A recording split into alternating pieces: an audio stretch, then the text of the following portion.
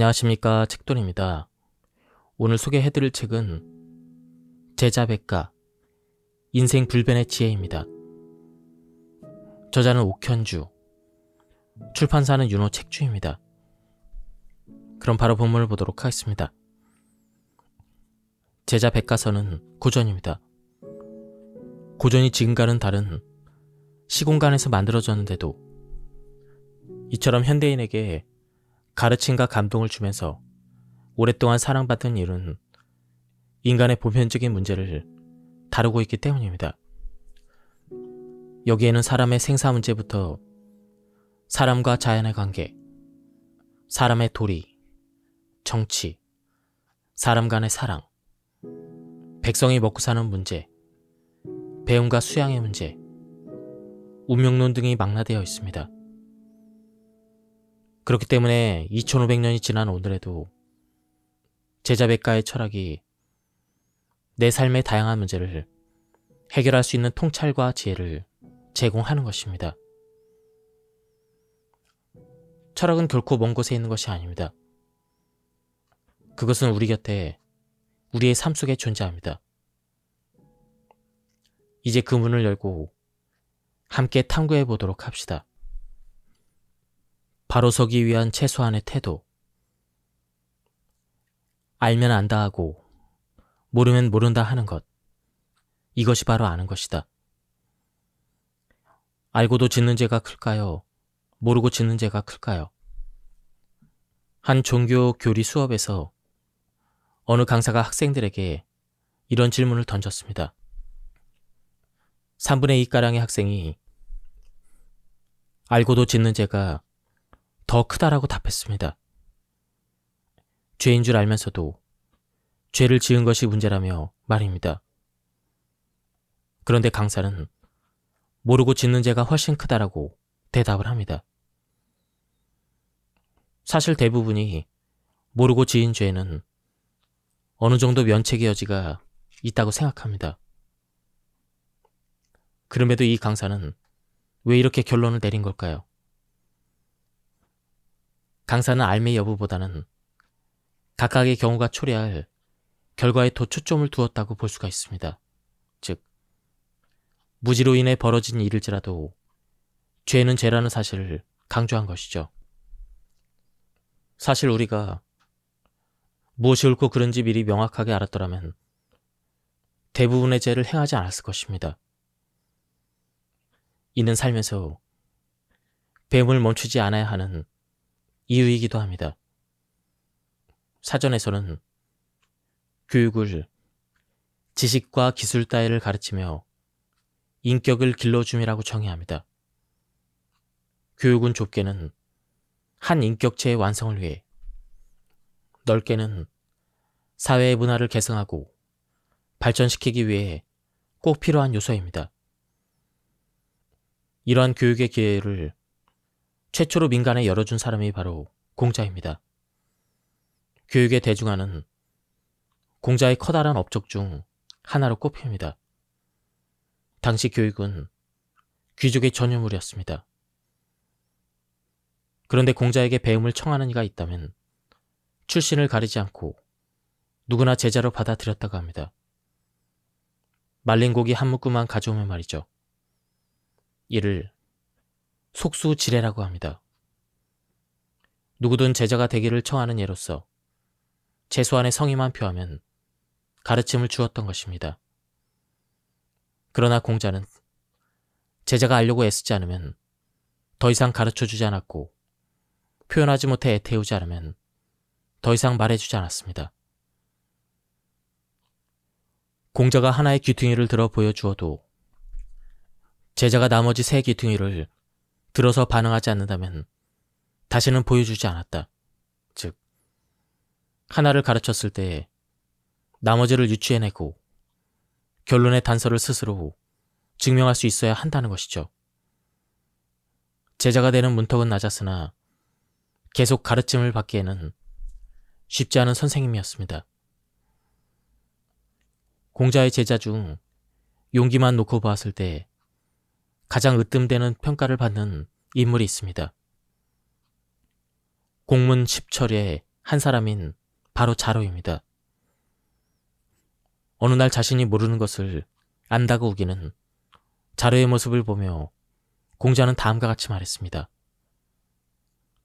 알면 안다 하고 모르면 모른다 하는 것. 이것이 바로 아는 것이다. 제대로 알지 못하는 사람은 자신이 어디까지 알고 모르는지 그 정도를 알 수 없습니다. 분간은 아는 사람만이 할 수 있는 것이니까요. 그래서 잘 모른다면서 스스로 잘한다고 착각하고 안다고 착각하는 순간 더 알려고 노력하지 않게 됩니다. 공자는 모르는 부분을 인정할 줄 아는 것이 진정 배우는 자의 자세라고 보았습니다. 그래야 자신이 모르는 것을 스승에게 질문할 수 있으며 스승 또한 제자의 모르는 부분을 가르칠 수 있게 됩니다. 이처럼 자신이 무엇을 모르는지 잘 아는 사람은 부족한 점을 채우고 배울 수가 있습니다. 더 나아가 공자는 불치하문이라 하여 자신보다 아랫사람에게 묻기를 부끄러워하지 않는 성품을 보였습니다. 반복해서 익히고 생각하는 공부가 쓸모가 있다. 공자는 반복해서 익히는 것을 강조했습니다. 사람의 본성은 모두 비슷하지만 무엇을 익히고 무엇에 습관을 들이는지에 따라 서로 완전히 다른 부류가 될 수 있다고 보았죠. 선을 익히면 선해지고 악을 익히면 악해질 수 있다고 본 것입니다. 반복을 강조한 예는 논어의 첫 문장에서도 볼 수가 있습니다. 학이 시습지 불역여로, 즉 배우고 항상 익히면 또한 기쁘지 아니한가라는 것입니다. 여기에서 습은 새는 나는 것을 배우기 위해 무수히 날개짓을 한다라는 뜻을 지녔습니다. 무엇을 익히려면 수없이 많은 반복 과정을 거쳐야만 합니다. 눈으로 보고 귀로 듣는 것만 신경 쓴다면 장차 쓰일 곳이 없습니다. 중요한 내용을 계속 반복하고 익히는 과정을 지나야 비로소 지식을 실제로 활용할 수 있게 됩니다. 그런데 공부를 통해 쓸모있는 지식을 만들기 위해서 습관만큼 중요한 것이 있습니다. 그것은 배운 내용을 바탕으로 충분히 생각하는 것입니다. 논어의 위정편에는 다음과 같은 구절이 나옵니다. 배우기만 하고 생각하지 않으면 쓸모가 없고 생각하기만 하고 배우지 않으면 위태롭다. 배움의 과정에는 신중하게 곱씹는 고민과 끊임없이 연구하는 자세가 필요합니다. 그리고 자세히 물어야 합니다. 확실하게 이해되지 않는다면 잘 아는 사람에게 묻고 검색하고 조사를 해야 합니다. 그래야 분별할 수 있으니까요. 이 내용은 오류가 없는가? 나에게 필요한 공부인가? 얼마나 중요한가? 어떤 의미가 있는가? 이러한 것들을 구별할 수 있어야 합니다. 그렇다면 생각만 하고 배우지 않는 경우는 어떨까요? 생각하는 시간은 꼭 필요하지만 다른 정보는 차단해 혼자만 생각한다면 자칫 자신만의 세계에 고립될 수가 있습니다. 또한 망상과 독단을 초래할 수 있기 때문에 위태롭다고 봅니다. 다음은 운명에 대한 부분입니다. 군자는 세 가지 두려워함이 있으니 천명을 두려워하고 대인을 두려워하며 성인의 말씀을 두려워한다. 소인은 천명을 알지 못하여 두려워하지 않는다. 대인을 함부로 대하며 성인의 말씀을 업심여긴다. 여기서 천명은 곧 하늘이 부여한 사명입니다. 천명을 아는 군자는 천명을 두려워하지만 천명을 모르는 소인은 두려움이 없고 성인의 말씀을 하찮게 여기기까지 합니다. 그래서 공자는 도가 장차 행해지는 것도 명이며 도가 장차 패해지는 것도 명에 의해서라고 합니다. 그런데 하늘이 부여한 사명을 아는 것이 마냥 두렵기만 한 일은 아닙니다. 사명을 받아들이고 완수하고자 매진하는 사람은 종종 강한 힘을 발휘합니다. 공자가 광땅에서 위험에 처했을 때 그는 다음과 같이 하늘이 자신에게 부여한 사명을 인지했고 어떠한 곤란과 어려움 속에서도 태연자약할 수가 있었습니다. 문왕은 이미 돌아가셨지만 그의 문화는 여기 나에게 전해져 있지 않느냐. 하늘이 이 문화를 없애버리려 한다면 그분보다 나중에 죽을 나 같은 사람이 이 문화에 동참하여 그것을 향유할 수 없었을 것이고 하늘이 아직 이 문화를 없애려 하지 않는다면 광인들이 나를 어떻게 하겠느냐. 공자는 자신이 주나라의 제도와 문물을 후세에 전해줄 문화의 계승자라 믿었습니다. 그래서 하늘이 주나라의 문화를 없애려고 하지 않는 한 광 사람들은 자신을 해칠 수 없을 것이라 여겼습니다. 우리는 공자의 의연한 태도를 통해 알 수 있는 사실은 천명을 아는 사람은 고난과 위험을 만나도 쉽게 무너지지 않는 강한 힘을 지니게 된다는 것이죠. 논어에서는 명을 피할 수 없는 운명이라는 의미로도 쓰였습니다. 안연편을 보면 공자의 제자 중 문학에 가장 뛰어났던 자아가 또 다른 제자인 시아무에게 공자의 말을 전하는 장면이 등장합니다. 내가 들은 바로는 죽고 사는 것은 명에 달려있고 부귀는 하늘에 달려있다. 사람의 수명이나 부귀는 하늘이 정하는 일이기에 사람의 힘으로는 어찌할 수 없다는 것이죠. 이때 명은 사람의 노력이 개입될 수 없는 불가항력적인 운명을 말합니다. 명심보감에는 큰 부자는 하늘이 내고 작은 부자는 근면에서 나온다라는 말이 실려 있습니다. 노력만으로는 큰 부자가 될 수 없으며 부귀는 하늘에 달려있다는 뜻입니다. 부자가 되지 못하는 것이 자신의 탓은 아니라고 느껴서일까요? 어떤 이는 이 구절을 보면 위로가 된다고 했습니다. 또한 공자의 제자인 배구가 중환병에 걸린 모습을 보며 이럴 수가 없는데 운명이로구나. 이 사람이 이와 같은 병에 걸리다니 라고 탄식하기도 했습니다. 공자는 위정편에서 나이 50에 천명을 안다라고 했습니다.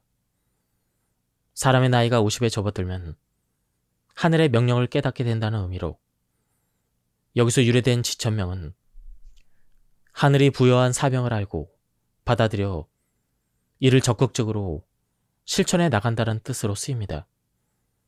그런데 중국에서는 지천명이 좀 다른 의미로도 쓰인다고 합니다. 사람의 나이가 50이 되면 내가 아무리 열심히 해도 원하는 결과를 얻을 수 없는 일이 있다는 사실을 알게 된다는 것으로 쓰인다는 것이죠. 이렇게 해석이 갈린다는 것은 명을 바라보는 관점이 다르기 때문입니다.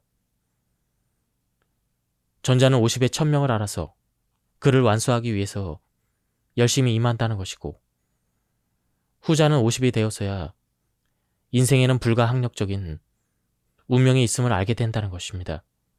즉, 전자는 명을 사명으로 보는 것이고 후자는 피할 수 없는 운명으로 본 것이죠. 그런데 두 가지 해석 모두 일리가 있습니다. 명을 사람의 의지와 노력이 개입될 여지가 있는 사명으로 보는 관점은 적극적이고 진취적으로 삶을 살아가려는 태도입니다. 그리고 운명으로 보는 관점은 운명을 수용하려는 태도입니다. 인생이 늘 원하는 대로 이루어지지 않습니다. 다양한 이유를 통해 예기치 못한 방향으로 흐르곤 합니다. 원하는 대로 이루어지지 않는다고 해서 반드시 나쁜 결과를 맞이하는 것도 아닙니다. 시간이 지나고 보면 오히려 다행인 일도 많습니다. 할 만큼 최선을 다했다면 어떤 결과든 담담하게 수용하는 자세가 오히려 현명할지도 모릅니다. 이는 명을 바라보는 두 관점을 적절히 안배해서 살아갈 때 가능한 일입니다. 단 하루를 살아도 필요한 삶의 자세. 마땅히 죽어야 할 때 죽는다면 마음이 편안하고 덕이 온전할 것이다. 나이가 들수록 주변에 사람이 없어진다. 인생의 절반쯤 왔다면 한 번쯤 이런 말을 들어보았을 것입니다. 젊은 시절에는 수많은 사람과 만나고 교류하지만 세월이 흐르면서 사는 환경이나 인생의 우선순위 등이 달라지며 인간관계도 자연스럽게 변하게 됩니다. 또한 살아가다 보면 여러 문제가 결국 인간관계로 귀결되는 경험을 자주 하게 되어 사람을 대하는 그러한 것들이 어려워지기도 합니다. 내 곁에 남은 이들과 좋은 관계를 유지하려 노력하지만 그조차도 쉽지 않다는 사실을 깨닫게 됩니다. 이런 상황에서 우리는 어떻게 하면 더 나은 인간관계를 맺을 수 있을지 고민하게 됩니다. 여기서 떠올려 볼 수 있는 것이 바로 인이라는 개념입니다. 인은 한자 사람, 인과 두 이가 합쳐진 글자로 사람들 사이의 원만한 관계나 친밀함을 의미합니다. 이 개념은 어질다, 자애롭다, 사랑하다와 같은 다양한 뜻으로 확장됩니다. 공자 사상의 핵심에도 이 인이 자리 잡고 있습니다. 공자는 제자인 번지가 인에 대해서 묻자 남을 사랑하는 것이다라고 대답을 했습니다. 한마디로 인은 사람과 사람 사이의 사랑을 의미합니다. 공자가 자신을 수양하고 그러고 난 뒤에 백성을 편안하게 하고자 했던 것도 천이 부여한 덕을 갈고 닦은 뒤에 사람을 사랑하는 마음을 제대로 실천하기 위함이었습니다. 논어에서는 공자는 인이 무엇인지 묻는 제자들에게 다양한 답변을 내놓았습니다. 예를 들어 안전히 인에 대해서 물었을 때 공자는 극기복례, 즉 자신의 사욕을 이겨 예로 돌아가는 것이라고 대답을 했습니다. 그러면서 인이란 남이 아닌 자기 자신에게 달려있는 것이라고 강조했습니다.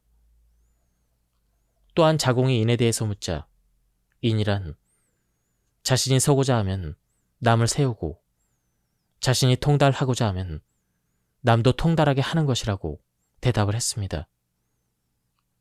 중궁이 인에 대해서 물었을 때는 자신이 바라지 않는 것을 남에게 베풀지 말아야 한다라고 대답을 했습니다.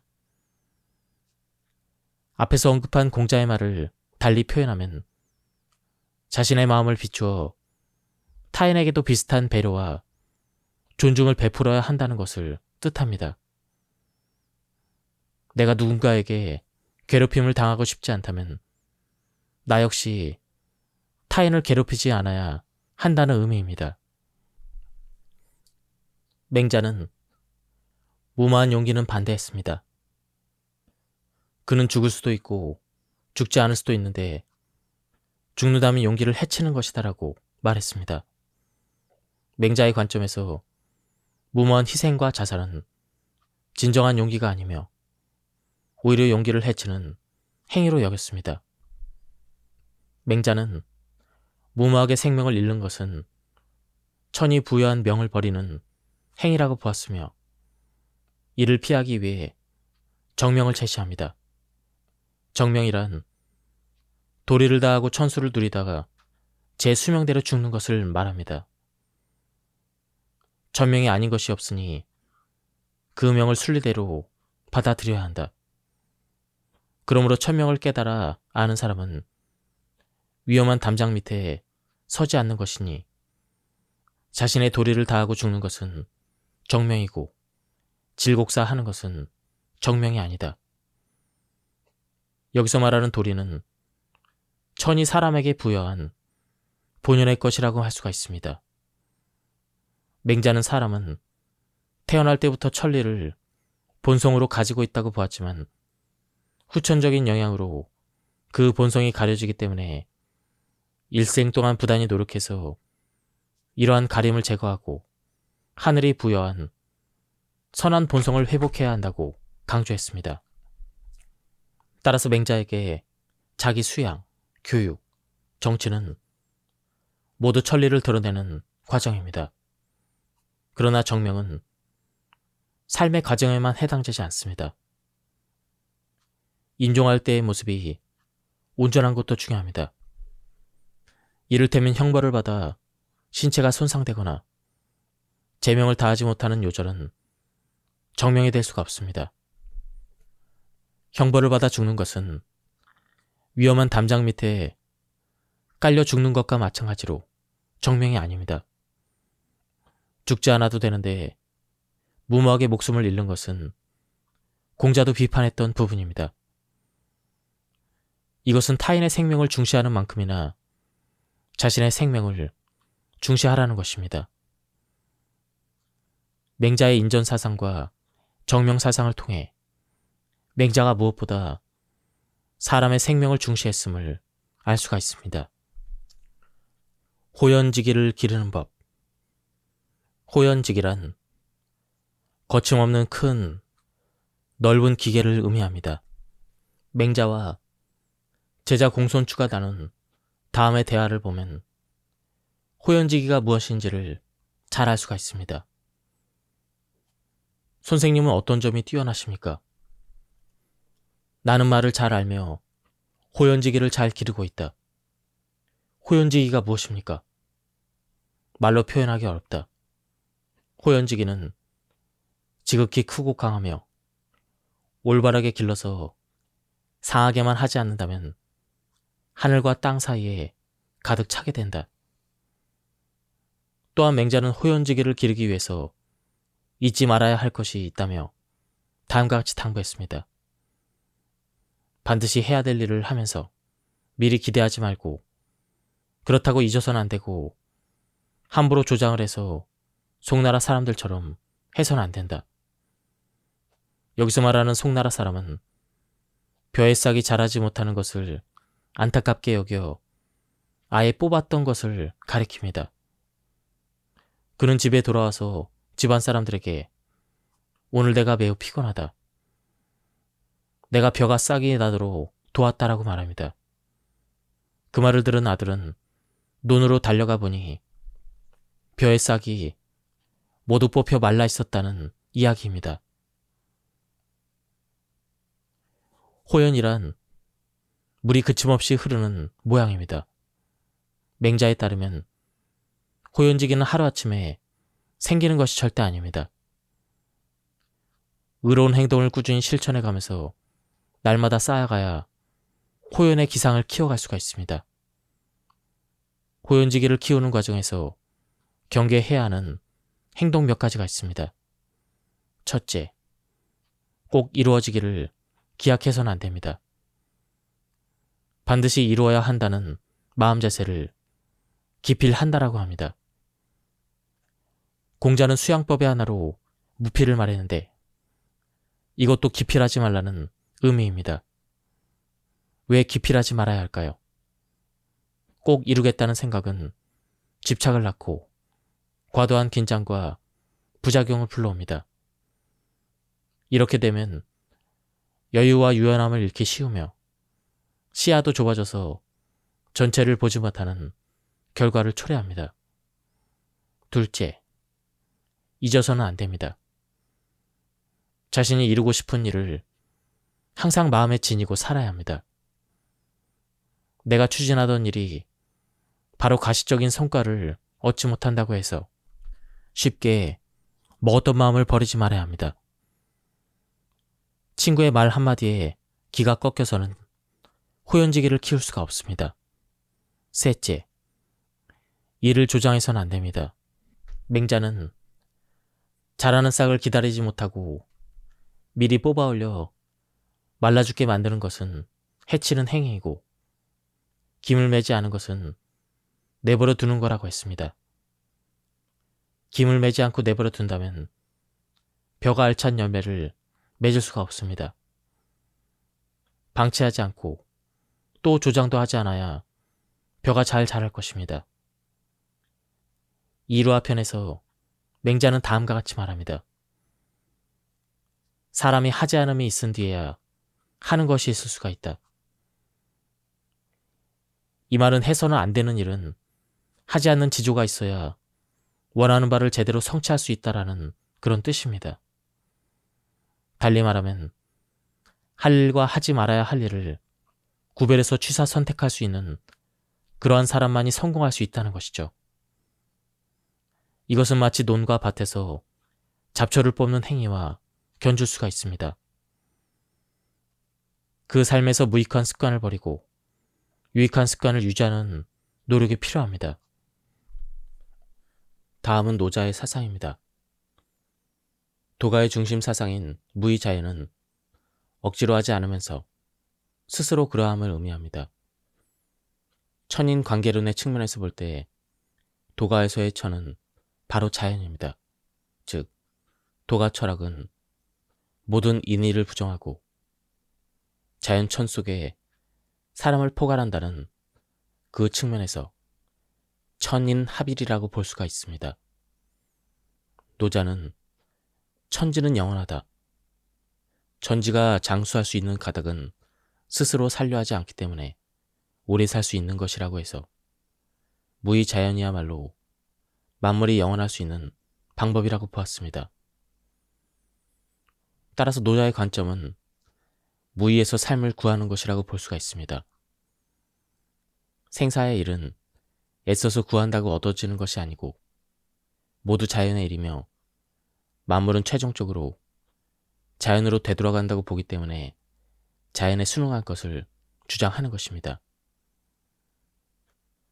그리고 지나치게 삶을 좋게 하려는 행위는 결코 오래 사는 길로 가지 못할 것이라고 했는데 만물이 끊임없이 살려고만 하면 장차 소멸하게 될 것이며 삶을 보태려 하는 것은 불길한 일이라고 했습니다. 사는 길을 떠나 죽는 길로 들어서는구나. 삶의 부류가 열의 셋이고 죽음의 부류가 열의 셋이다. 그런데 사람들은 삶을 살리려고 하지만 하는 일마다 모두 죽는 길로 가는 것이 또 열의 셋이구나. 왜 그런가? 지나치게 삶을 좋게 하려 하기 때문이다. 노자는 왜 그렇게 무의를 강조했을까? 그것을 알기 위해서는 먼저 우리가 일상에서 억지로 할 때와 억지로 하지 않을 때를 비교해 볼 필요가 있습니다. 억지로 일을 하면 어떻게 될까요? 우리가 무언가 하고 싶지 않은 일을 억지로 하게 된다면 바로 스트레스를 느끼고 그로 인해 건강에 나쁜 영향을 미치게 됩니다. 억지로 하는 일은 집중력과 효율을 떨어뜨리고 흥미도 없기 때문에 결과적으로 그 일을 그만두게 될 가능성이 커집니다. 또한 타인의 요구와 기대에 맞추는 일이다 보니 갈등과 회의가 쉽게 생길 수 있으며 반복되면 우울감과 무기력감을 가질 수가 있습니다. 이러한 과정은 자신의 욕구나 감정을 무시한 채 일어난 일이기 때문에 자신에 대한 존중감도 함께 떨어지게 됩니다. 이와 반대로 억지로 하지 않고 자발적으로 하면 자신의 욕구나 감정을 존중하는 것이기 때문에 나의 자존감이 올라가며 무엇보다 스트레스가 줄어듭니다. 또한 하고 싶어하는 일은 창의력도 발휘되고 진정한 만족감을 느끼게 되어서 삶의 질도 높아집니다. 이러한 현상은 사람과의 관계에서도 그대로 적용됩니다. 사람들이 억지로 대인관계를 맺지 않고 원하는 관계를 형성하면서 서로에게 솔직하게 대하고 이것을 바탕으로 신뢰를 쌓으면서 진정한 관계를 형성할 수가 있습니다. 이상에서 보았듯 억지로 하지 않을 때 훨씬 긍정적인 결과를 얻게 된다는 걸 알 수가 있습니다. 결국 무의의 방식은 자신의 감정과 욕구를 존중하면서 자발적으로 사는 건강한 삶의 방식이라고 할 수가 있습니다. 노자는 무의와 함께 자연을 말했는데, 그렇다면 자연스럽다는 것은 무엇일까요? 언제 사람들은 자연스럽다고 할까요? 일반적으로 자연스럽다는 말은 가공하고 꾸미지 않은 본연의 상태가 유지될 때를 말합니다. 어떤 사람의 행동이 자연스럽다고 느끼는 경우는 그 행동이 주변 사람이나 상황에 어색하지 않게 조화로운 관계를 이룰 때입니다. 일이 자연스럽다는 것은 일의 앞뒤 맥락이 잘 맞아서 그 흐름이 어색하지 않고 매끄럽다는 것입니다. 이렇게 살펴보니 무의와 자연은 서로 토하는 개념입니다. 현대인의 삶에서 무의자연의 방식을 적용하면 지나치게 경쟁하는 사회에서 조금은 편안해질 수 있게 됩니다. 세상의 잣대에 나를 맞추지 말고 내 안에서 자연스럽게 나오는 나의 요구와 바람에 귀를 기울여야 합니다. 가능하다면 억지로 하는 일을 줄이고 하고 싶은 일을 하는 것이 가장 효율적입니다. 그렇다고 그것이 하고 싶은 것만 한다는 의미는 아닙니다. 노자가 무의자연하라라고 하는 것이 자기 하고 싶은 것만 하라고 살라는 의미는 아니었습니다. 그보다는 자신을 존중하면서 자연스럽게 자신의 역량을 끌어올리는 가장 좋은 방법으로 제시한 것입니다. 이렇게 노자의 무의자연 사상은 오늘날에도 나와 주변이 조화를 이루는 편안한 삶의 방식으로 실현될 수가 있습니다. 태산을 넘는 자는 스스로를 낮춘다. 다음은 이솝우화에 나오는 이야기입니다. 옛날에 한 농부의 집에 나귀와 수탉이 살고 있었습니다. 나귀와 수탉은 사이가 좋았지만 나귀는 내심 자신이 더 몸집이 크고 힘이 세다고 생각하고 있었습니다. 그러던 어느 날 배고픈 사자가 농가까지 들어와서 나귀를 공격하기 시작했습니다. 나귀는 꼼짝없이 사자에게 물려갈 판이었습니다. 그때 수탉이 나귀를 구하기 위해 커다랗게 울어대기 시작했습니다. 사자는 수탉의 울음소리에 그만 겁을 먹고 도망을 쳤습니다. 그 소리를 듣고 사람들이 몰려오면 큰일이기 때문이었습니다. 그러나 힘센 사자가 겨우 닭 울음소리에 도망칠 리가 없다고 생각한 나귀는 사자가 자기 때문에 도망간 것이라고 생각했습니다. 기분이 우쭐해진 나귀는 도망치는 사자의 뒤를 열심히 따라갔습니다. 그렇게 한참 동안이나 달리던 나귀와 사자는 마침내 수탉의 울음소리가 더 이상 들리지 않는 곳까지 이르게 되었습니다. 사자는 갑자기 나귀를 향해 몸을 돌렸습니다. 그리고 날카로운 이빨로 나귀를 물어뜯었습니다. 나귀는 죽어가면서 자신의 어리석음을 한탄했습니다. 이야기 속에서 나귀는 별로 강하지도 않으면서 자기의 힘이 세다고 착각했습니다. 그래서 어리석게도 자기의 힘을 과시하려고 하다가 그만 사자의 밥이 되고 말았습니다. 만약 나귀가 조금만 겸손했다면 어찌 되었을까요? 나귀를 구하기 위해 커다랗게 울어댄 수탉의 수고가 헛되지 않게 목숨을 구할 수 있었을 것입니다. 이 우화에 나오는 나귀처럼 자신의 능력을 과대평가하고 오만하게 굴면 낭패를 당하기 쉽습니다. 겸손해야 살아남는다. 우리가 무엇을 꼭 이루어야겠다고 생각하면 집착하기가 쉽습니다. 집착이 생기면 불필요한 에너지가 들어가고 거기에서 부작용이 생깁니다. 그것이 일을 망치게 됩니다. 사람과의 관계에서도 집착은 거부감을 불러일으켜 결국 의도치 않게 더 멀어지게 만들기도 합니다. 세상의 일이란 강렬한 열망이 있다고 해서 원하는 대로 일이 진행되지 않습니다. 노자는 이렇게 말합니다. 발꿈치를 들고 서 있는 사람은 오래 서 있지 못하고 큰 걸음으로 걷는 사람은 오래 걷지 못한다. 이처럼 간절한 욕망과 집착은 자연스럽지 못한 무리한 행동을 도출합니다. 예를 들면 발꿈치를 들고 서 있거나 큰 걸음을 걷는 행위를 말하는데 그러한 무리하고 부자연스러운 행동은 결코 오래 갈 수가 없습니다. 노자에 따르면 이솝 우화에 나오는 당나귀처럼 겸손할 줄 모르고 우쭐대면서 자신의 힘을 과시하려는 태도는 몹시 위험한 행동입니다. 당나귀가 사자의 밥이 된 것은 노자가 제시한 방법과 반대로 했기 때문입니다. 첫째, 노자는 스스로를 낮추라고 했는데 당나귀는 스스로를 지켜 세웠습니다. 둘째, 노자는 나서지 말고 뒤로 물러서 있으라고 했는데 당나귀는 우쭐대면서 앞으로 나갔습니다.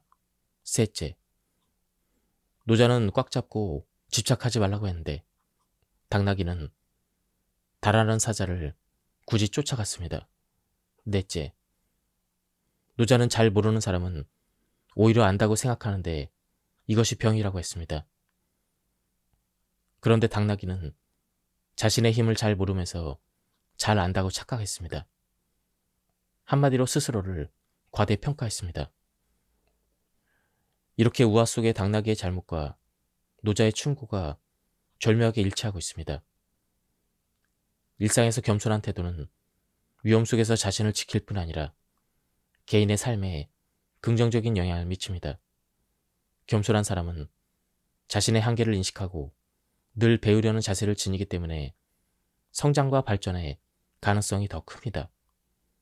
또한 겸손한 태도는 사회생활에서도 긍정적인 작용을 합니다. 사람들은 겸손한 사람에게 자신이 존중받는다고 느끼며 신뢰를 하게 됩니다.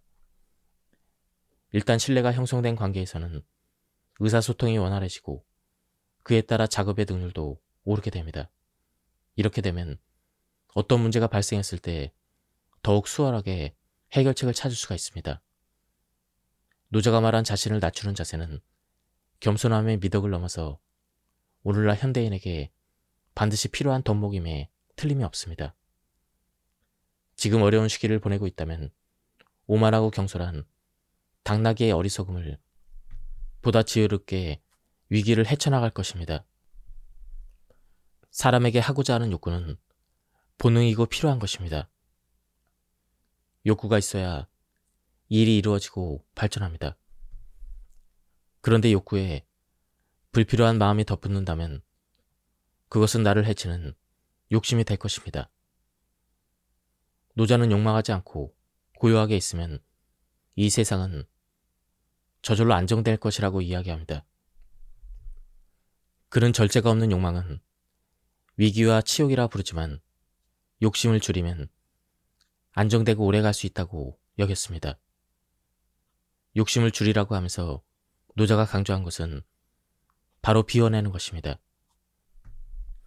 노자 11장에는 다음과 같은 말이 나옵니다. 수레의 바퀴가 제 기능을 다 할 수 있는 것은 빈 공간 때문이고 그릇이 비어있기 때문에 음식을 담는 데 제 기능을 할 수 있고 방에는 텅 빈 공간이 있어야 사람이 거처하는 방이 될 수가 있다.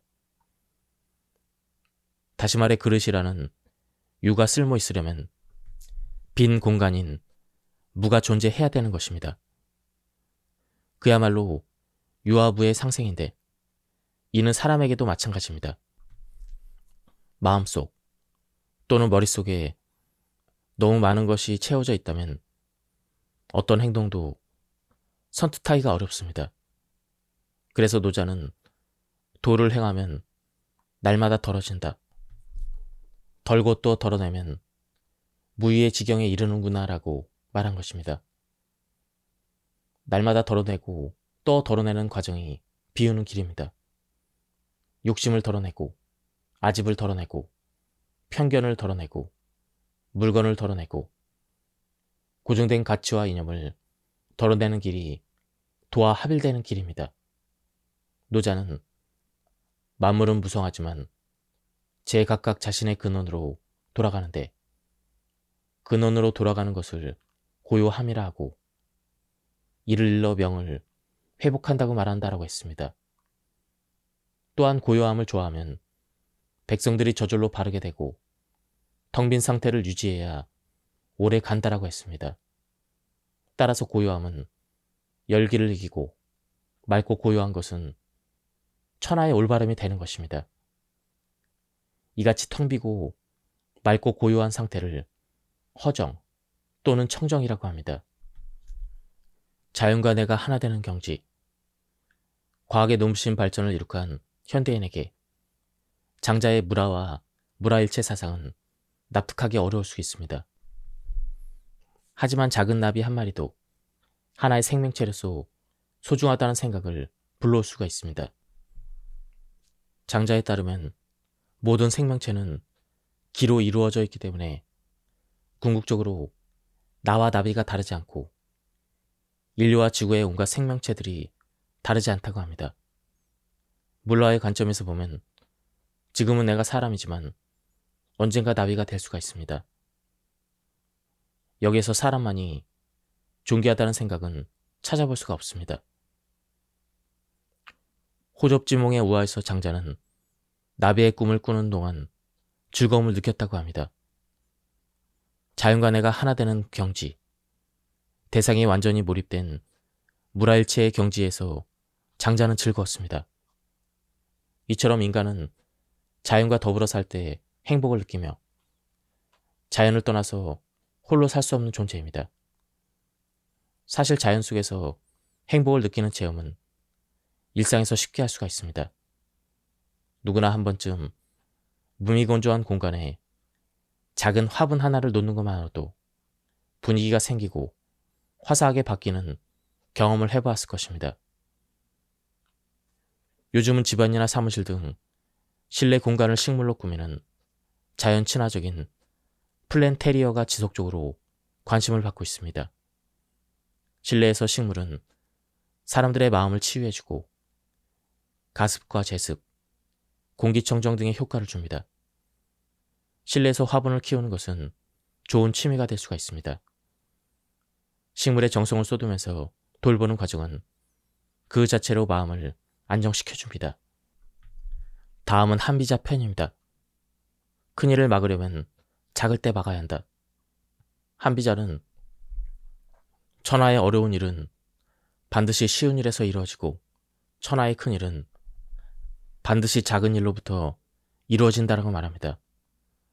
그렇기 때문에 사물을 제어하려면 미세할 때 시작해야 한다고 강조합니다.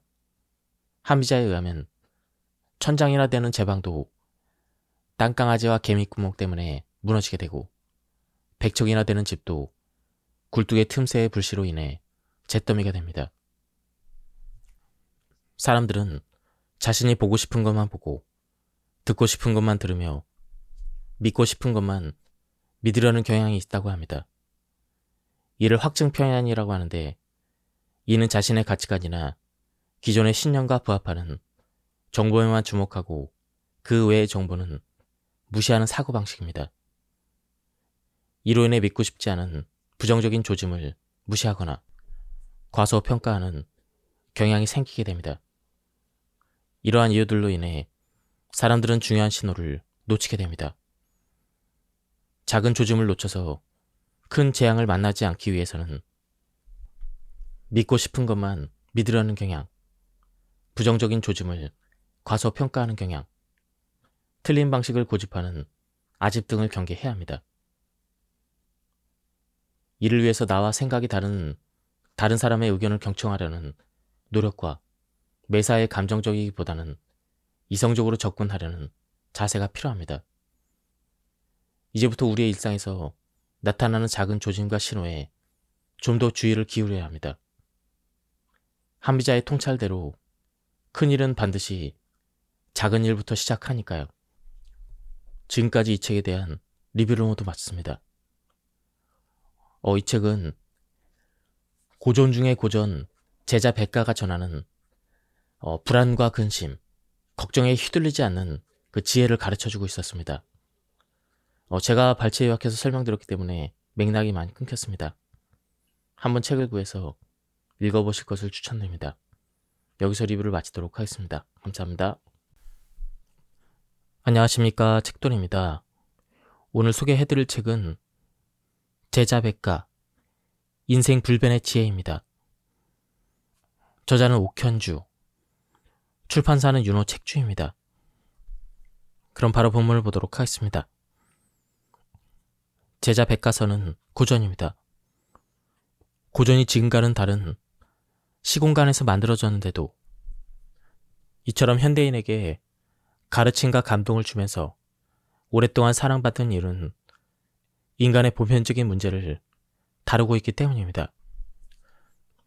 여기에는 사람의 생사 문제부터 사람과 자연의 관계, 사람의 도리, 정치, 사람 간의 사랑, 백성이 먹고 사는 문제, 배움과 수양의 문제, 운명론 등이 망라되어 있습니다. 그렇기 때문에 2500년이 지난 오늘에도 제자백가의 철학이 내 삶의 다양한 문제를 해결할 수 있는 통찰과 지혜를 제공하는 것입니다. 철학은 결코 먼 곳에 있는 것이 아닙니다. 그것은 우리 곁에, 우리의 삶 속에 존재합니다. 이제 그 문을 열고 함께 탐구해 보도록 합시다. 바로 서기 위한 최소한의 태도. 알면 안다 하고 모르면 모른다 하는 것. 이것이 바로 아는 것이다. 알고도 짓는 죄가 클까요? 모르고 짓는 죄가 클까요? 한 종교 교리 수업에서 어느 강사가 학생들에게 이런 질문을 던졌습니다. 3분의 2가량의 학생이 알고도 짓는 죄가 더 크다라고 답했습니다. 죄인 줄 알면서도 죄를 지은 것이 문제라며 말입니다. 그런데 강사는 모르고 짓는 죄가 훨씬 크다라고 대답을 합니다. 사실 대부분이 모르고 지은 죄는 어느 정도 면책의 여지가 있다고 생각합니다. 그럼에도 이 강사는 왜 이렇게 결론을 내린 걸까요? 강사는 알매 여부보다는 각각의 경우가 초래할 결과에 더 초점을 두었다고 볼 수가 있습니다. 즉, 무지로 인해 벌어진 일일지라도 죄는 죄라는 사실을 강조한 것이죠. 사실 우리가 무엇이 옳고 그른지 미리 명확하게 알았더라면 대부분의 죄를 행하지 않았을 것입니다. 이는 살면서 배움을 멈추지 않아야 하는 이유이기도 합니다. 사전에서는 교육을 지식과 기술 따위를 가르치며 인격을 길러줌이라고 정의합니다. 교육은 좁게는 한 인격체의 완성을 위해, 넓게는 사회의 문화를 개성하고 발전시키기 위해 꼭 필요한 요소입니다. 이러한 교육의 기회를 최초로 민간에 열어준 사람이 바로 공자입니다. 교육의 대중화는 공자의 커다란 업적 중 하나로 꼽힙니다. 당시 교육은 귀족의 전유물이었습니다. 그런데 공자에게 배움을 청하는 이가 있다면 출신을 가리지 않고 누구나 제자로 받아들였다고 합니다. 말린 고기 한 묶음만 가져오면 말이죠. 이를 속수지례라고 합니다. 누구든 제자가 되기를 청하는 예로서 최소한의 성의만 표하면 가르침을 주었던 것입니다. 그러나 공자는 제자가 알려고 애쓰지 않으면 더 이상 가르쳐주지 않았고, 표현하지 못해 애태우지 않으면 더 이상 말해주지 않았습니다. 공자가 하나의 귀퉁이를 들어 보여주어도 제자가 나머지 세 귀퉁이를 들어서 반응하지 않는다면 다시는 보여주지 않았다. 즉, 하나를 가르쳤을 때 나머지를 유추해내고 결론의 단서를 스스로 증명할 수 있어야 한다는 것이죠. 제자가 되는 문턱은 낮았으나 계속 가르침을 받기에는 쉽지 않은 선생님이었습니다. 공자의 제자 중 용기만 놓고 보았을 때 가장 으뜸되는 평가를 받는 인물이 있습니다. 공문 10철의 한 사람인 바로 자로입니다. 어느 날 자신이 모르는 것을 안다고 우기는 자로의 모습을 보며 공자는 다음과 같이 말했습니다. 알면 안다 하고 모르면 모른다 하는 것. 이것이 바로 아는 것이다. 제대로 알지 못하는 사람은 자신이 어디까지 알고 모르는지 그 정도를 알 수 없습니다. 분간은 아는 사람만이 할 수 있는 것이니까요. 그래서 잘 모른다면서 스스로 잘한다고 착각하고 안다고 착각하는 순간 더 알려고 노력하지 않게 됩니다. 공자는 모르는 부분을 인정할 줄 아는 것이 진정 배우는 자의 자세라고 보았습니다. 그래야 자신이 모르는 것을 스승에게 질문할 수 있으며 스승 또한 제자의 모르는 부분을 가르칠 수 있게 됩니다. 이처럼 자신이 무엇을 모르는지 잘 아는 사람은 부족한 점을 채우고 배울 수가 있습니다. 더 나아가 공자는 불치하문이라 하여 자신보다 아랫사람에게 묻기를 부끄러워하지 않는 성품을 보였습니다. 반복해서 익히고 생각하는 공부가 쓸모가 있다. 공자는 반복해서 익히는 것을 강조했습니다. 사람의 본성은 모두 비슷하지만 무엇을 익히고 무엇에 습관을 들이는지에 따라 서로 완전히 다른 부류가 될 수 있다고 보았죠. 선을 익히면 선해지고 악을 익히면 악해질 수 있다고 본 것입니다. 반복을 강조한 예는 논어의 첫 문장에서도 볼 수가 있습니다.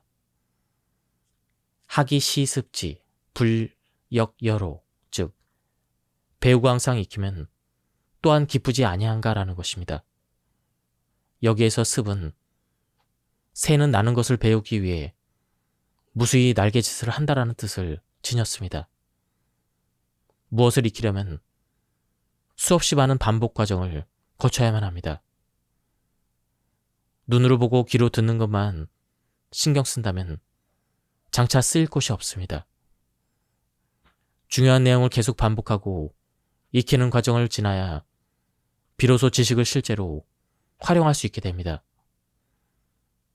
그런데 공부를 통해 쓸모있는 지식을 만들기 위해서 습관만큼 중요한 것이 있습니다. 그것은 배운 내용을 바탕으로 충분히 생각하는 것입니다. 논어의 위정편에는 다음과 같은 구절이 나옵니다. 배우기만 하고 생각하지 않으면 쓸모가 없고 생각하기만 하고 배우지 않으면 위태롭다. 배움의 과정에는 신중하게 곱씹는 고민과 끊임없이 연구하는 자세가 필요합니다. 그리고 자세히 물어야 합니다. 확실하게 이해되지 않는다면 잘 아는 사람에게 묻고 검색하고 조사를 해야 합니다. 그래야 분별할 수 있으니까요. 이 내용은 오류가 없는가? 나에게 필요한 공부인가? 얼마나 중요한가? 어떤 의미가 있는가? 이러한 것들을 구별할 수 있어야 합니다. 그렇다면 생각만 하고 배우지 않는 경우는 어떨까요? 생각하는 시간은 꼭 필요하지만 다른 정보는 차단해 혼자만 생각한다면 자칫 자신만의 세계에 고립될 수가 있습니다. 또한 망상과 독단을 초래할 수 있기 때문에 위태롭다고 봅니다. 다음은 운명에 대한 부분입니다. 군자는 세 가지 두려워함이 있으니 천명을 두려워하고 대인을 두려워하며 성인의 말씀을 두려워한다. 소인은 천명을 알지 못하여 두려워하지 않는다. 대인을 함부로 대하며 성인의 말씀을 업심여긴다. 여기서 천명은 곧 하늘이 부여한 사명입니다. 천명을 아는 군자는 천명을 두려워하지만 천명을 모르는 소인은 두려움이 없고 성인의 말씀을 하찮게 여기기까지 합니다. 그래서 공자는 도가 장차 행해지는 것도 명이며 도가 장차 패해지는 것도 명에 의해서라고 합니다. 그런데 하늘이 부여한 사명을 아는 것이 마냥 두렵기만 한 일은 아닙니다. 사명을 받아들이고 완수하고자 매진하는 사람은 종종 강한 힘을 발휘합니다. 공자가 광땅에서 위험에 처했을 때 그는 다음과 같이 하늘이 자신에게 부여한 사명을 인지했고 어떠한 곤란과 어려움 속에서도 태연자약할 수가 있었습니다. 문왕은 이미 돌아가셨지만 그의 문화는 여기 나에게 전해져 있지 않느냐. 하늘이 이 문화를 없애버리려 한다면 그분보다 나중에 죽을 나 같은 사람이 이 문화에 동참하여 그것을 향유할 수 없었을 것이고 하늘이 아직 이 문화를 없애려 하지 않는다면 광인들이 나를 어떻게 하겠느냐. 공자는 자신이 주나라의 제도와 문물을 후세에 전해줄 문화의 계승자라 믿었습니다.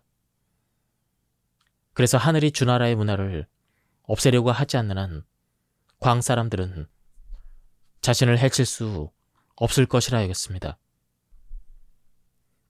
우리는 공자의 의연한 태도를 통해 알 수 있는 사실은 천명을 아는 사람은 고난과 위험을 만나도 쉽게 무너지지 않는 강한 힘을 지니게 된다는 것이죠. 논어에서는 명을 피할 수 없는 운명이라는 의미로도 쓰였습니다. 안연편을 보면 공자의 제자 중 문학에 가장 뛰어났던 자아가 또 다른 제자인 시아무에게 공자의 말을 전하는 장면이 등장합니다. 내가 들은 바로는 죽고 사는 것은 명에 달려있고 부귀는 하늘에 달려있다. 사람의 수명이나 부귀는 하늘이 정하는 일이기에 사람의 힘으로는 어찌할 수 없다는 것이죠. 이때 명은 사람의 노력이 개입될 수 없는 불가항력적인 운명을 말합니다.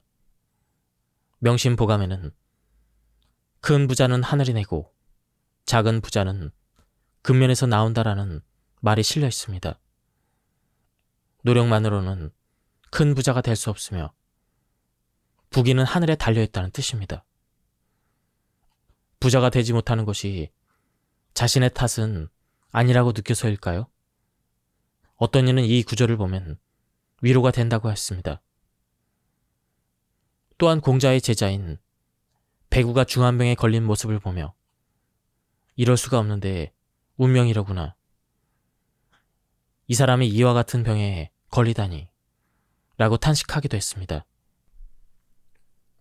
공자는 위정편에서 나이 50에 천명을 안다라고 했습니다.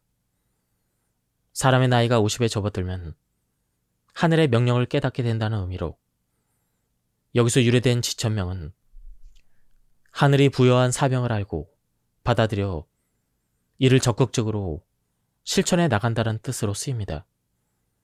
그런데 중국에서는 지천명이 좀 다른 의미로도 쓰인다고 합니다. 사람의 나이가 50이 되면 내가 아무리 열심히 해도 원하는 결과를 얻을 수 없는 일이 있다는 사실을 알게 된다는 것으로 쓰인다는 것이죠. 이렇게 해석이 갈린다는 것은 명을 바라보는 관점이 다르기 때문입니다. 전자는 50의 천명을 알아서 그를 완수하기 위해서 열심히 임한다는 것이고 후자는 50이 되어서야 인생에는 불가항력적인 운명이 있음을 알게 된다는 것입니다. 즉, 전자는 명을 사명으로 보는 것이고 후자는 피할 수 없는 운명으로 본 것이죠. 그런데 두 가지 해석 모두 일리가 있습니다. 명을 사람의 의지와 노력이 개입될 여지가 있는 사명으로 보는 관점은 적극적이고 진취적으로 삶을 살아가려는 태도입니다. 그리고 운명으로 보는 관점은 운명을 수용하려는 태도입니다. 인생이 늘 원하는 대로 이루어지지 않습니다. 다양한 이유를 통해 예기치 못한 방향으로 흐르곤 합니다. 원하는 대로 이루어지지 않는다고 해서 반드시 나쁜 결과를 맞이하는 것도 아닙니다.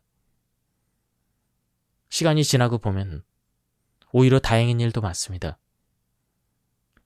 할 만큼 최선을 다했다면 어떤 결과든 담담하게 수용하는 자세가 오히려 현명할지도 모릅니다.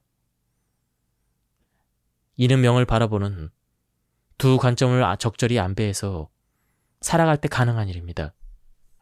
단 하루를 살아도 필요한 삶의 자세.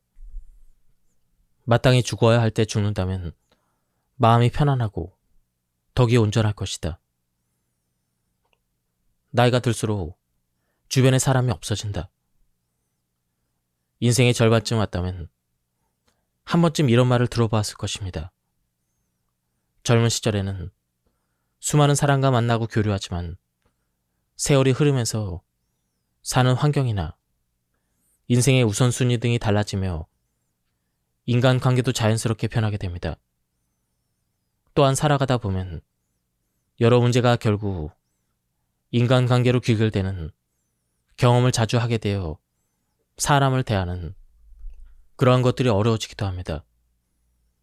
내 곁에 남은 이들과 좋은 관계를 유지하려 노력하지만 그조차도 쉽지 않다는 사실을 깨닫게 됩니다. 이런 상황에서 우리는 어떻게 하면 더 나은 인간관계를 맺을 수 있을지 고민하게 됩니다. 여기서 떠올려 볼 수 있는 것이 바로 인이라는 개념입니다. 인은 한자 사람, 인과 두 이가 합쳐진 글자로 사람들 사이의 원만한 관계나 친밀함을 의미합니다. 이 개념은 어질다, 자애롭다, 사랑하다와 같은 다양한 뜻으로 확장됩니다. 공자 사상의 핵심에도 이 인이 자리 잡고 있습니다. 공자는 제자인 번지가 인에 대해서 묻자 남을 사랑하는 것이다라고 대답을 했습니다. 한마디로 인은 사람과 사람 사이의 사랑을 의미합니다. 공자가 자신을 수양하고 그러고 난 뒤에 백성을 편안하게 하고자 했던 것도 천이 부여한 덕을 갈고 닦은 뒤에 사람을 사랑하는 마음을 제대로 실천하기 위함이었습니다. 논어에서는 공자는 인이 무엇인지 묻는 제자들에게 다양한 답변을 내놓았습니다. 예를 들어 안전히 인에 대해서 물었을 때 공자는 극기복례, 즉 자신의 사욕을 이겨 예로 돌아가는 것이라고 대답을 했습니다.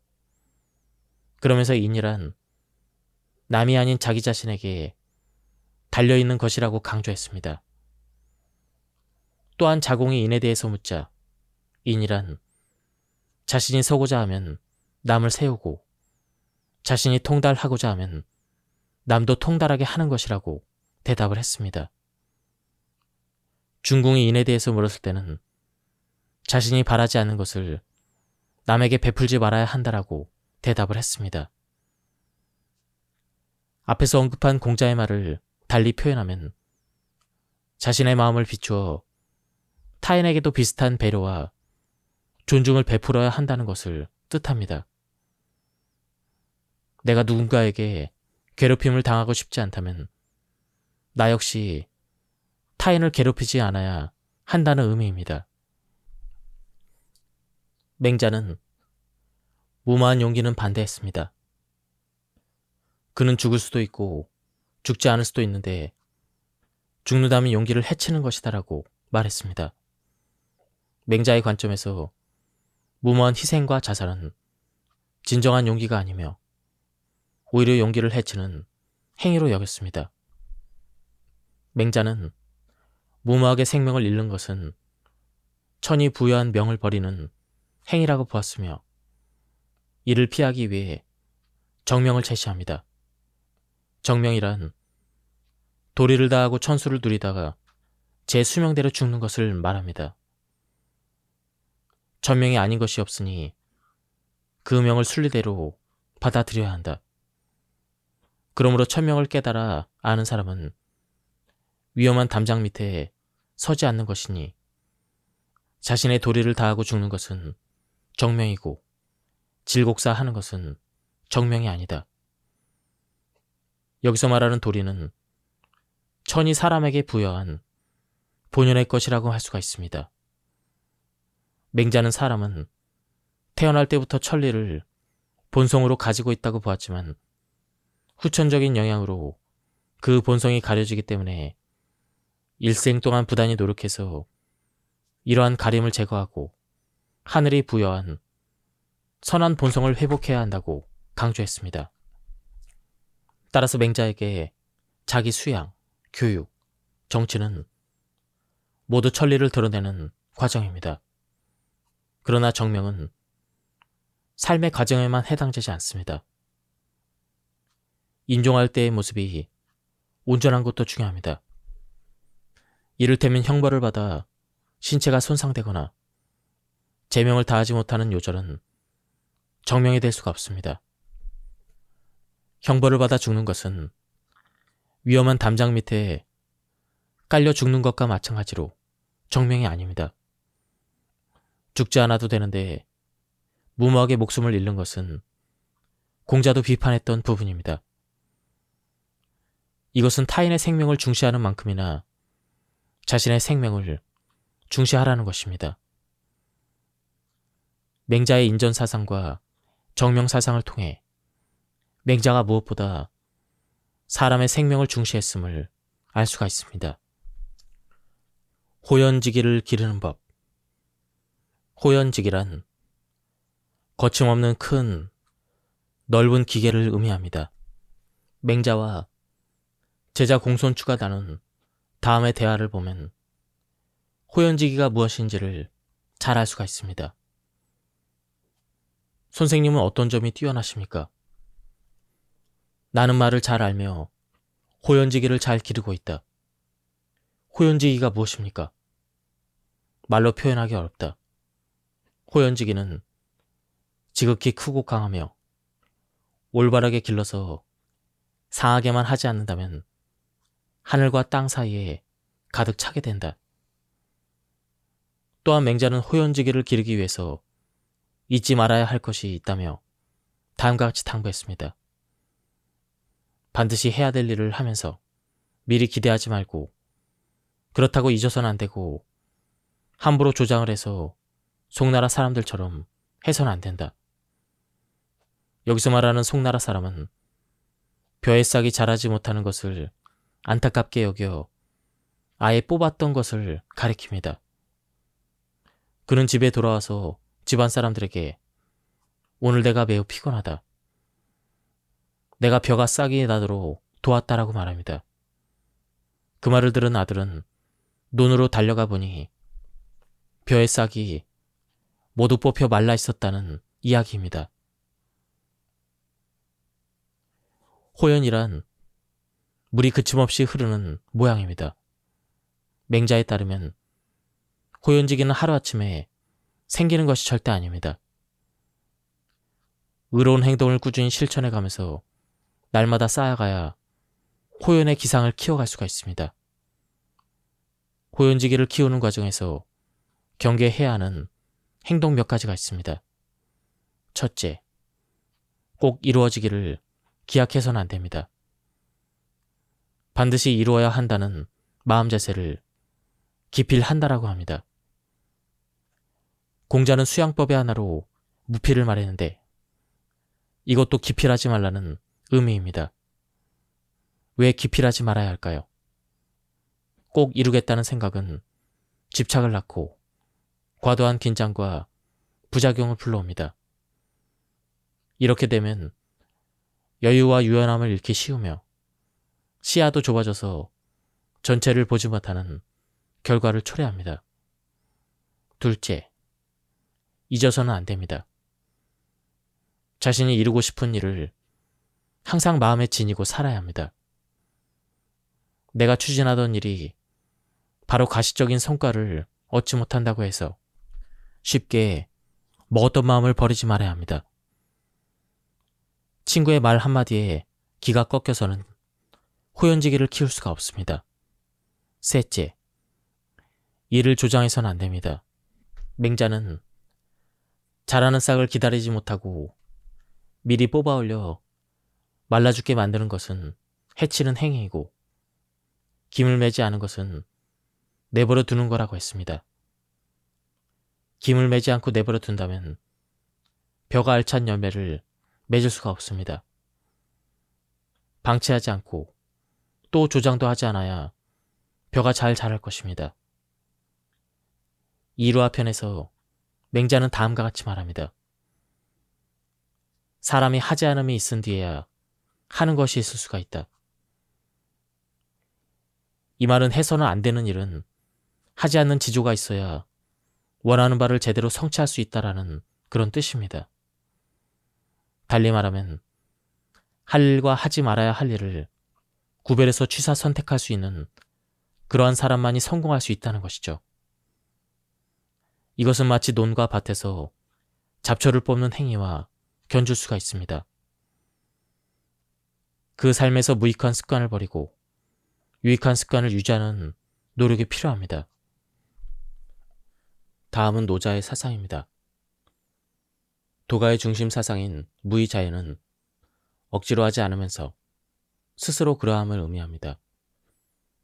천인 관계론의 측면에서 볼 때 도가에서의 천은 바로 자연입니다. 즉, 도가 철학은 모든 인의를 부정하고 자연천 속에 사람을 포괄한다는 그 측면에서 천인합일이라고 볼 수가 있습니다. 노자는 천지는 영원하다. 천지가 장수할 수 있는 가닥은 스스로 살려 하지 않기 때문에 오래 살 수 있는 것이라고 해서 무의자연이야말로 만물이 영원할 수 있는 방법이라고 보았습니다. 따라서 노자의 관점은 무의에서 삶을 구하는 것이라고 볼 수가 있습니다.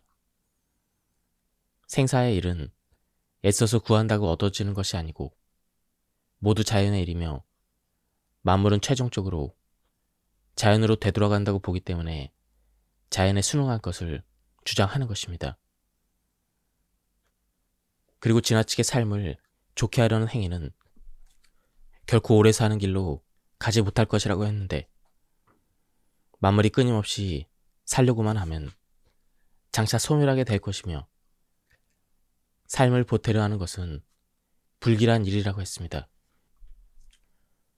사는 길을 떠나 죽는 길로 들어서는구나. 삶의 부류가 열의 셋이고 죽음의 부류가 열의 셋이다. 그런데 사람들은 삶을 살리려고 하지만 하는 일마다 모두 죽는 길로 가는 것이 또 열의 셋이구나. 왜 그런가? 지나치게 삶을 좋게 하려 하기 때문이다. 노자는 왜 그렇게 무의를 강조했을까?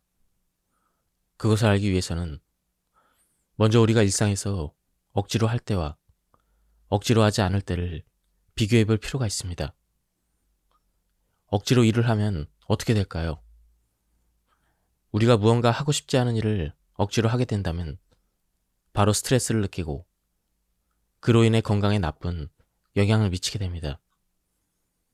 억지로 하는 일은 집중력과 효율을 떨어뜨리고 흥미도 없기 때문에 결과적으로 그 일을 그만두게 될 가능성이 커집니다.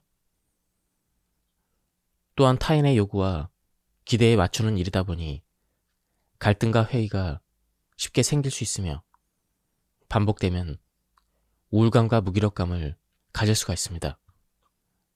이러한 과정은 자신의 욕구나 감정을 무시한 채 일어난 일이기 때문에 자신에 대한 존중감도 함께 떨어지게 됩니다. 이와 반대로 억지로 하지 않고 자발적으로 하면 자신의 욕구나 감정을 존중하는 것이기 때문에 나의 자존감이 올라가며 무엇보다 스트레스가 줄어듭니다. 또한 하고 싶어하는 일은 창의력도 발휘되고 진정한 만족감을 느끼게 되어서 삶의 질도 높아집니다. 이러한 현상은 사람과의 관계에서도 그대로 적용됩니다. 사람들이 억지로 대인관계를 맺지 않고 원하는 관계를 형성하면서 서로에게 솔직하게 대하고 이것을 바탕으로 신뢰를 쌓으면서 진정한 관계를 형성할 수가 있습니다. 이상에서 보았듯 억지로 하지 않을 때 훨씬 긍정적인 결과를 얻게 된다는 걸 알 수가 있습니다. 결국 무의의 방식은 자신의 감정과 욕구를 존중하면서 자발적으로 사는 건강한 삶의 방식이라고 할 수가 있습니다. 노자는 무의와 함께 자연을 말했는데, 그렇다면 자연스럽다는 것은 무엇일까요? 언제 사람들은 자연스럽다고 할까요? 일반적으로 자연스럽다는 말은 가공하고 꾸미지 않은 본연의 상태가 유지될 때를 말합니다. 어떤 사람의 행동이 자연스럽다고 느끼는 경우는 그 행동이 주변 사람이나 상황에 어색하지 않게 조화로운 관계를 이룰 때입니다. 일이 자연스럽다는 것은 일의 앞뒤 맥락이 잘 맞아서 그 흐름이 어색하지 않고 매끄럽다는 것입니다. 이렇게 살펴보니 무의와 자연은 서로 토하는 개념입니다. 현대인의 삶에서 무의자연의 방식을 적용하면 지나치게 경쟁하는 사회에서 조금은 편안해질 수 있게 됩니다. 세상의 잣대에 나를 맞추지 말고 내 안에서 자연스럽게 나오는 나의 요구와 바람에 귀를 기울여야 합니다. 가능하다면 억지로 하는 일을 줄이고 하고 싶은 일을 하는 것이 가장 효율적입니다. 그렇다고 그것이 하고 싶은 것만 한다는 의미는 아닙니다. 노자가 무의자연하라라고 하는 것이 자기 하고 싶은 것만 하라고 살라는 의미는 아니었습니다. 그보다는 자신을 존중하면서 자연스럽게 자신의 역량을 끌어올리는 가장 좋은 방법으로 제시한 것입니다. 이렇게 노자의 무의자연 사상은 오늘날에도 나와 주변이 조화를 이루는 편안한 삶의 방식으로 실현될 수가 있습니다. 태산을 넘는 자는 스스로를 낮춘다. 다음은 이솝우화에 나오는 이야기입니다. 옛날에 한 농부의 집에 나귀와 수탉이 살고 있었습니다. 나귀와 수탉은 사이가 좋았지만 나귀는 내심 자신이 더 몸집이 크고 힘이 세다고 생각하고 있었습니다. 그러던 어느 날 배고픈 사자가 농가까지 들어와서 나귀를 공격하기 시작했습니다. 나귀는 꼼짝없이 사자에게 물려갈 판이었습니다. 그때 수탉이 나귀를 구하기 위해 커다랗게 울어대기 시작했습니다. 사자는 수탉의 울음소리에 그만 겁을 먹고 도망을 쳤습니다. 그 소리를 듣고 사람들이 몰려오면 큰일이기 때문이었습니다. 그러나 힘센 사자가 겨우 닭 울음소리에 도망칠 리가 없다고 생각한 나귀는 사자가 자기 때문에 도망간 것이라고 생각했습니다. 기분이 우쭐해진 나귀는 도망치는 사자의 뒤를 열심히 따라갔습니다. 그렇게 한참 동안이나 달리던 나귀와 사자는 마침내 수탉의 울음소리가 더 이상 들리지 않는 곳까지 이르게 되었습니다. 사자는 갑자기 나귀를 향해 몸을 돌렸습니다. 그리고 날카로운 이빨로 나귀를 물어뜯었습니다.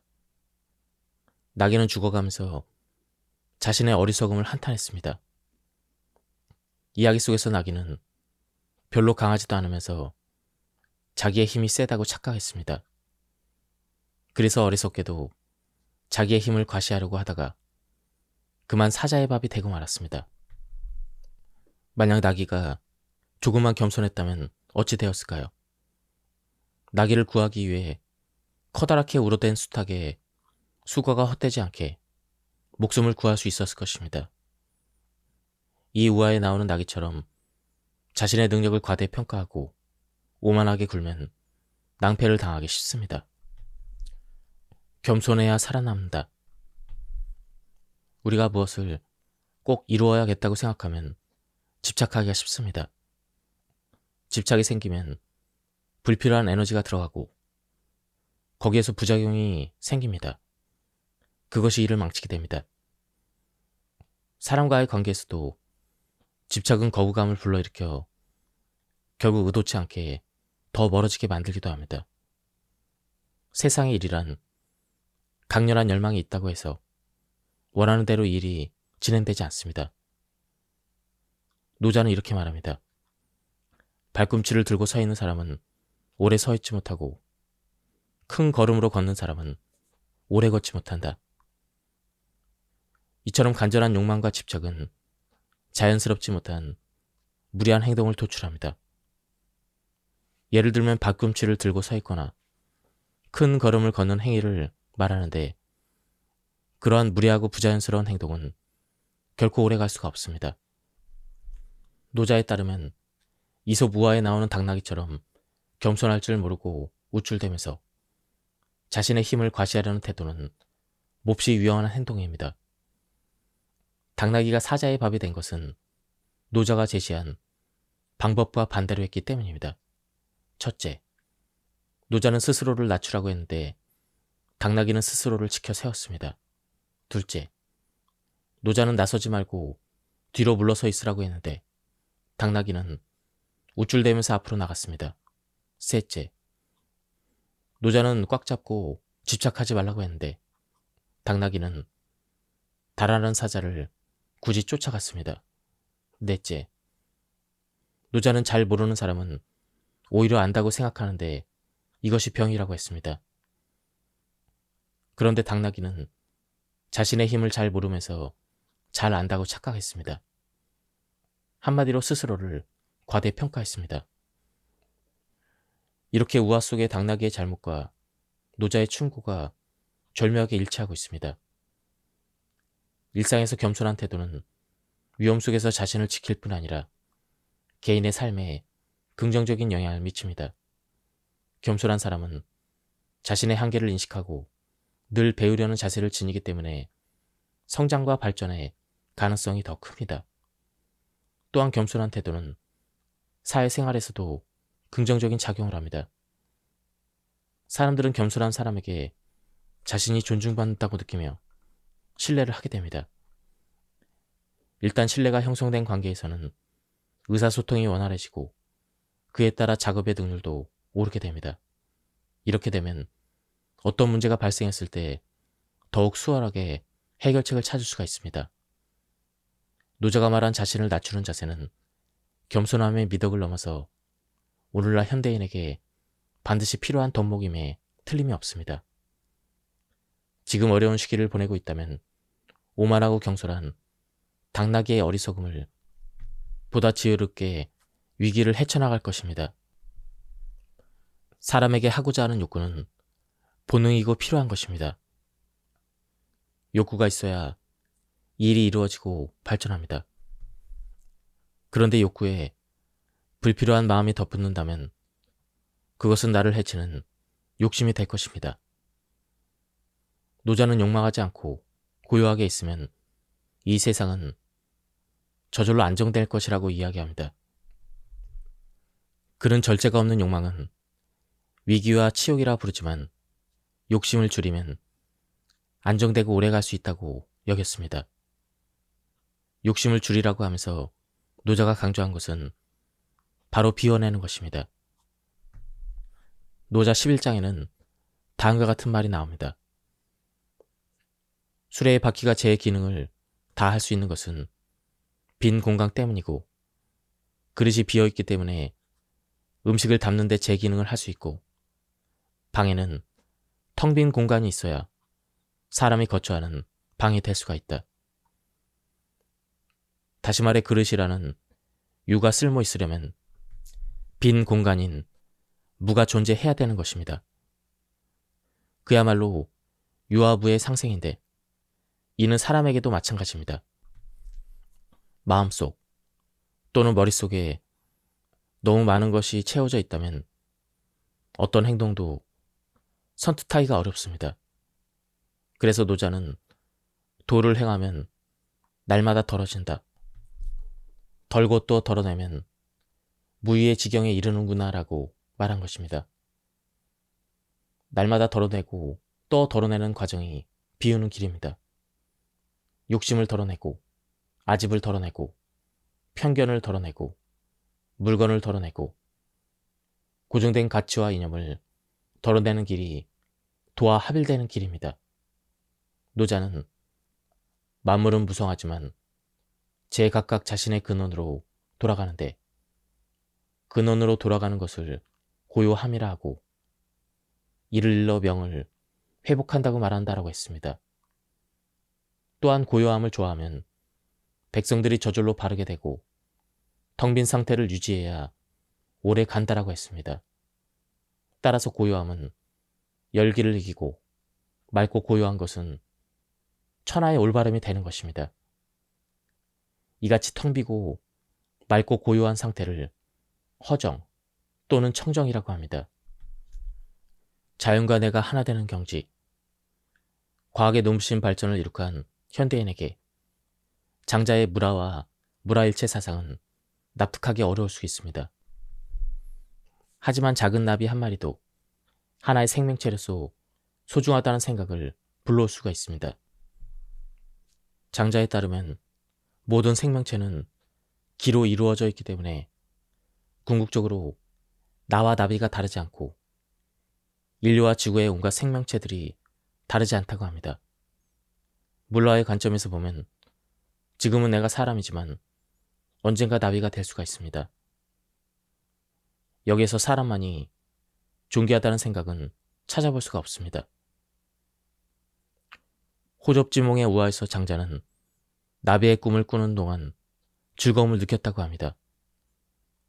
자연과 내가 하나 되는 경지, 대상이 완전히 몰입된 무라일체의 경지에서 장자는 즐거웠습니다. 이처럼 인간은 자연과 더불어 살 때 행복을 느끼며 자연을 떠나서 홀로 살 수 없는 존재입니다. 사실 자연 속에서 행복을 느끼는 체험은 일상에서 쉽게 할 수가 있습니다.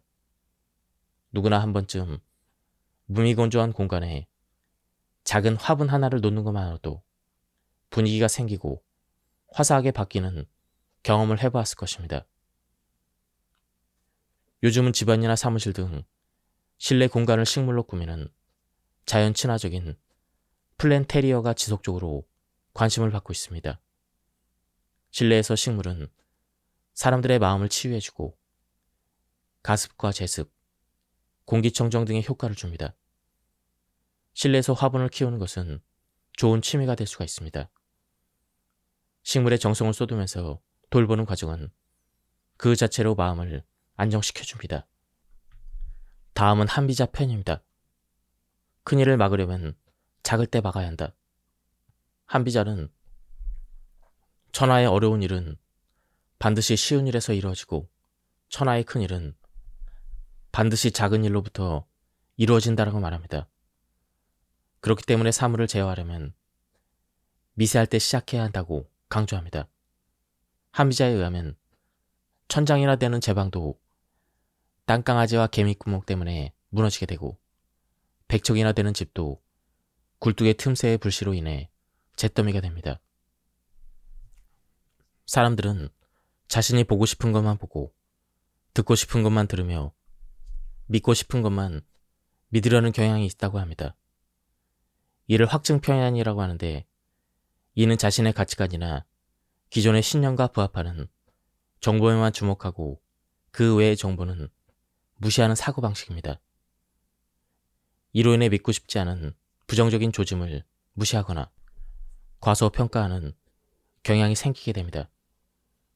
이러한 이유들로 인해 사람들은 중요한 신호를 놓치게 됩니다. 작은 조짐을 놓쳐서 큰 재앙을 만나지 않기 위해서는 믿고 싶은 것만 믿으려는 경향, 부정적인 조짐을 과소평가하는 경향, 틀린 방식을 고집하는 아집 등을 경계해야 합니다. 이를 위해서 나와 생각이 다른 사람의 의견을 경청하려는 노력과 매사에 감정적이기보다는 이성적으로 접근하려는 자세가 필요합니다.